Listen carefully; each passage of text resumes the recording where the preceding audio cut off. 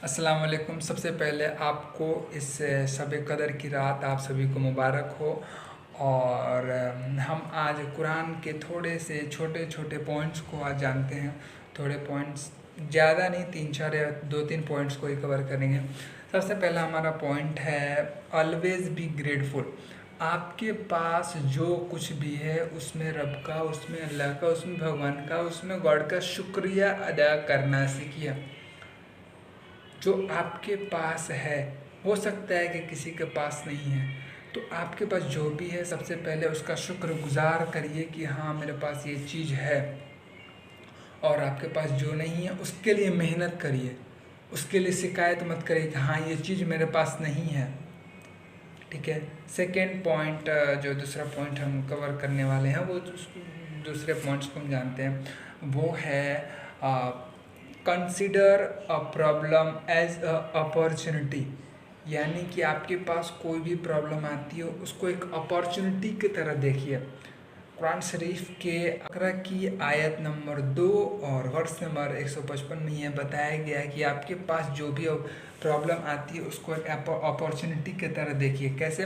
हो सकता है कि आप बीमार हो, आपका तबीयत ख़राब है, तो आप उसको इस तरीके से देख सकते हो कि अल्लाह ताला हमारे उस गुनाह को माफ़ कर रहा है, हमारे उस गुनाह को ख़त्म कर रहा है जो हमने अनजाने में किया है या फिर जानबूझ के किया है। तो किसी भी प्रॉब्लम को आप एक अपॉर्चुनिटी की तरह देख सकते हैं और कंसीडर करिए कि मेरे पास एक प्रॉब्लम आई है, मैं उसको अपॉर्चुनिटी में कैसे क्रिएट करूं। तो ये एक बिजनेस माइंडेड पीपल भी यही बोलता है, एक एंटरप्रेन्योर भी यही बोलता है, और कुरान भी हमें यही सिखाती है कि एक प्रॉब्लम को कैसे क्रिएट करना है, अपॉर्चुनिटी की तरह कैसे कंसीडर करना है।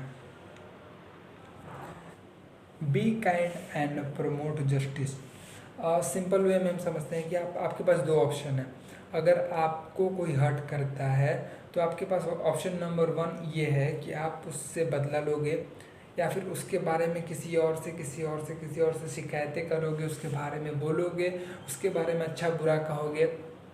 या फिर आपके पास दूसरा ऑप्शन ये होता है कि आप उसको माफ़ कर दोगे, उसके दिल से, आप अपने दिल से उसके लिए, उसके खिलाफ़ कोई भी शिकायत ना रखोगे और उससे अच्छी बातें अच्छी तरह से जब भी मिलोगे अच्छे तरीके से पेश आओगे। तो कुरान में ये बताया जाता है कि आपको दूसरे ऑप्शन के साथ जाना है। अगर आपके साथ कोई बुरा सलूक करता भी है, अगर कोई व्यवहार गलत करता भी है, तब पर भी आपको उसके साथ अपना काइंडनेस उसको दिखाना है और उसको अच्छे से बात करना है। उसकी शिकायत या फिर उससे गिला शिकवा भूल के उसके साथ दोस्ती का हाथ बढ़ाना है। Last but not the least, always be productive and focus on your self.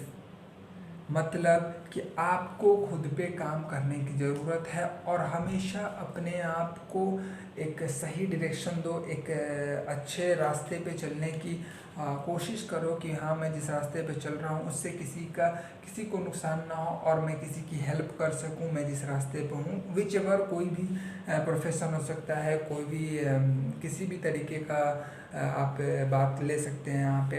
तो सबसे पहली बात यह है कि ऑलवेज भी प्रोडक्टिव होते कैसे हैं। तो ऑलवेज भी प्रोडक्टिव का मतलब ये होता है कि हमेशा अपने टाइम को यूटिलाइज करो, कि कोई ऐसा काम ना करो जिसमें आपका टाइम ज़्यादा वेस्ट होता हो, और कोई ऐसी चीज़ ना करो जिसमें आपका एनर्जी भी ज़्यादा वेस्ट होता हो, टाइम भी ज़्यादा वेस्ट होता है और आपको कोई बेनिफिट ना होता हो। और सेल्फ हेल्प, खुद पे हेल्प करो, खुद की हेल्प करो और खुद पे कंसंट्रेट करो, खुद की लर्निंग को इम्प्रूव करो। खुद की लर्निंग को जब आप इम्प्रूव करोगे, या फिर वो एंटरप्रेन्योर की लाइफ हो, या फिर स्टूडेंट की लाइफ हो, या फिर आपकी प्रोफेशनल लाइफ हो, आप उस लाइफ में, आप उस पर्टिकुलर फील्ड में आप एक अच्छा काम कर जाओगे जब आप खुद पे हेल्प करोगे तो। Okay, so that's it. Okay, अल्लाह हाफिज़।